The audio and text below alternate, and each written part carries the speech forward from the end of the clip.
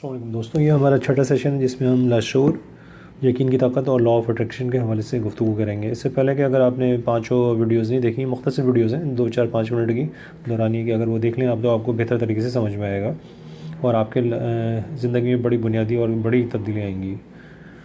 खैर, अब हम यकीन के हवाले से जब बात करते हैं तो इस नज़रिए को जब पेश किया गया तो साइंसदानों ने ये सोचा कि भाई इसको आजमाना चाहिए साइंटिफिक वे में। तो उन्होंने एक बाकायदा टेस्ट करने की ठानी और उन्होंने 10 अफराद पर मुश्तमिल एक ग्रुप बनाया और उन 10 अफराद को डॉक्टरों ने घुटने का ऑपरेशन तजवीज़ किया था, क्योंकि वो आर्थराइटिस या किसी ऐसी बीमारी में मुब्तला थे कि उनको ऑपरेटर के बगैर उनके लिए चलना फिरना मसला था बहुत ज़्यादा और उनका इलाज नामुमकिन नज़र आ रहा था बगैर ऑपरेट हुए।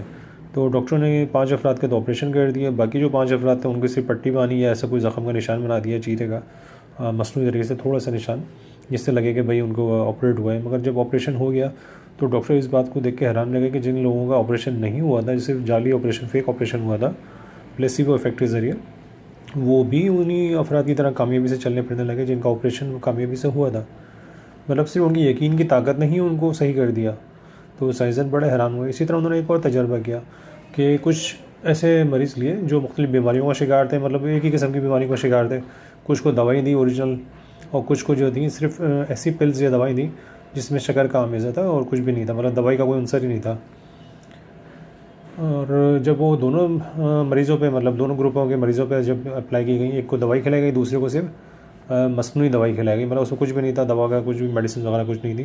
तो वो बड़े हैरान हुए कि दोनों ग्रुपों के अंदर जो जिनको दवाई खिलाई गई थी वो तो सही हुए से हुए, और जिनको सिर्फ शक्कर का आमेज़ा खिलाया गया था पिल्स की शक्ल में, गोलियों की शक्ल में, वो भी हैरतअंगेज़ तौर पर सेहतियाब हो गए।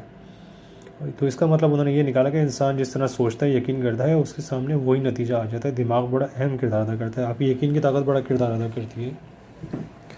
तो अगर आप अच्छी चीज़ें एक्सपेक्ट करेंगे, अच्छी चीज़ों के नतीजे के मुतालिक सोचेंगे कि आपको ऐसा मिलेगा या अच्छा नतीजा मिलेगा, तो यकीन माने आपको पॉजिटिव चीज़ें मिलेंगी और अच्छा नतीजा मिलेगा। और आप डरेंगे और आप ये सोचेंगे कि भाई आपके साथ पता नहीं क्या हो जाए, या मनफी चीज़ों वहम का शिकार हो जाएंगे, मेरे साथ किसी के साथ ये मसला ना हो जाए।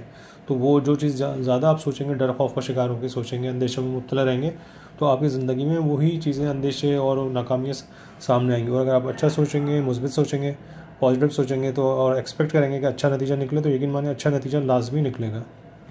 अच्छा, अब हम इस सेशन को ख़त्म करते हैं, फिर इंशाल्लाह 7वें सेशन में फिर दोबारा गुफ्तगू करेंगे। जब तक के लिए अल्लाह हाफ़िज़।